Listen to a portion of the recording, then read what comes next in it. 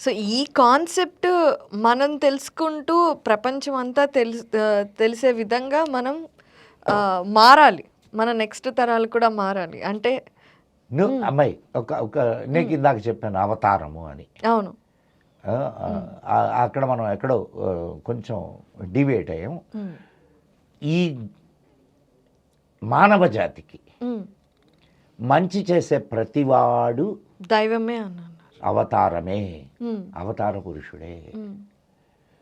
మనం ఏమనుకుంటున్నామంటే ఆయన చెప్పాడు కదా కృష్ణుడు, ఏది యదా యదా హి ధర్మస్య గ్లానిర్భవతి భారత, ధర్మానికి గ్లాని జరిగినప్పుడల్లా నేను వస్తాను.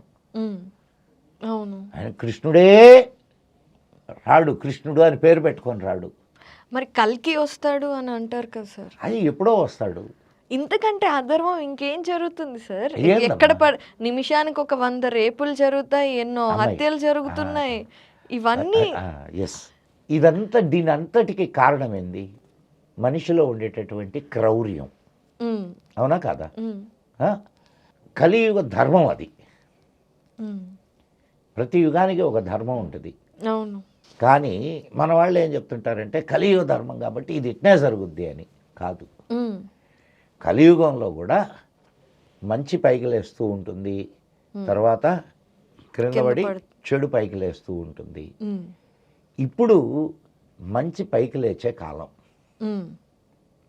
సో ఇప్పుడు కలికి రావాల్సిన అవసరం లేదు. వస్తాడు, ఎందుకు రాడు? మరి మంచి ఉన్నప్పుడు ఇంకెందుకు సార్? చెడు కూడా వస్తుందిగా తర్వాత. ఆ తర్వాత ఎప్పుడు? అదే కల్కి అని అంటే కల్కిలాగా నువ్వు ఆయన తెల్ల గుర్రం మీద హిమాలయాల్లో చూడమ్మా, చాలా విషయాలని మన వాళ్ళు స్టోరీ కాదు కాదు కాదు దాన్ని ఏమంటారంటే సూచన విధానంలో చెప్తారు. అవును.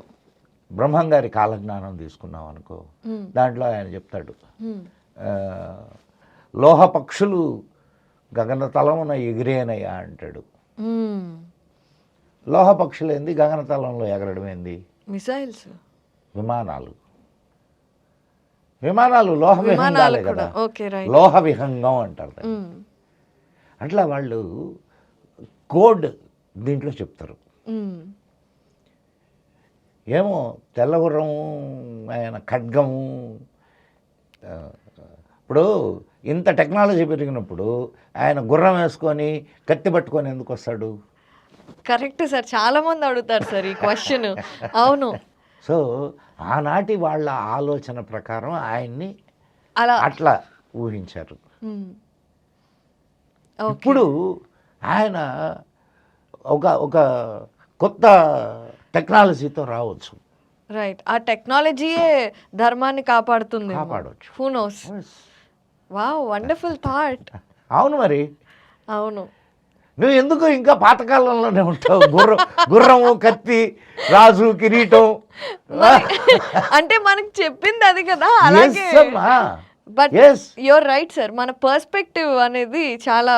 ఇప్పుడు ఆనాడు వాళ్ళు చెప్పిన నాటికి వాళ్లకు తెలిసిన రూపం అది. ఈనాడు అదే కథని నువ్వు చెప్పుకుంటే నువ్వు ఊహించే రూపం ఏది? కంప్లీట్గా డిఫరెంట్గా ఉంటుంది. సో మనం ఇప్పుడు ధర్మాన్ని కాపాడడానికి ఆయన దేన్నైనా ఉపయోగించవచ్చు. అవును. ఆయన ఎవరైనా కావచ్చు, భగవంతుడే. చాలా న్యూ పర్స్పెక్టివ్లో ఆలోచించడానికి మాకు ఒక అవకాశం ఇచ్చారు సార్. ఎందుకంటే ఎంతమంది చెప్పినా కలిగి తెల్లగుర్రం మీద వస్తాడు, కత్తి పట్టుకొని వస్తాడు అనే ఇప్పటి వరకు నిజంగానే ఆ అవసరమే ఉంది. That can be something else sir. ఇలాంటి థాట్ పర్స్పెక్టివ్స్ కానివ్వండి, అసలు మన సంస్కృతి గురించి కానివ్వండి తెలియాలంటే మన పురాణాలు, ఇతిహాసాలు తెలుసుకోవటం ఎందుకు ఇంపార్టెంట్, ఎంతవరకు ఇంపార్టెంట్? అమ్మాయి, నువ్వు పురాణాలు, ఇతిహాసాలు థాట్ పర్స్పెక్టివ్ గురించే కాదమ్మా, నీ ధర్మాన్ని తెలుసుకో. ఇప్పుడు మహాభారతం చేసావు కదా, యాప్ చేసావు కదా నువ్వు. అవును సార్. మహాభారతం చదివి ఉంటావు కదా. ఎన్ని నీతులు ఉన్నాయి, ఎన్ని ధర్మాలు ఉన్నాయి చెప్పలేము అవన్నీ. ఎన్ని యుద్ధ తంత్రాలు ఉన్నాయి, కుటిల నీతి దగ్గర నుంచి అన్ని ఎన్ని సంసార నీతులు ఉన్నాయి, చాలా ఉన్నాయి. మరి ఇవన్నీ అది తెలుసుకుంటే ఇవన్నీ తెలుసుకోవా? వచ్చేస్తాయి కదా సార్, జీవితం ఎలా బతకాలో తెలుస్తుంది. ఒక్క మహాభారతం లేదా రామాయణం ఉమ్, నువ్వు అధ్యయనం చేస్తే నీ జీవితాన్ని ఆనందంగా హాయిగా గడపచ్చు. అవును సార్. మన వాళ్ళు ఉత్తినే ఇవ్వలేదమ్మా. ఏది ఏదో నవల చదువుకున్నట్టు చదువుకోవడానికి కాదు అది. ఎంటర్టైన్మెంట్ పర్పస్ కాదు అది. కాదు. ఎన్నో నేర్పిస్తుంది.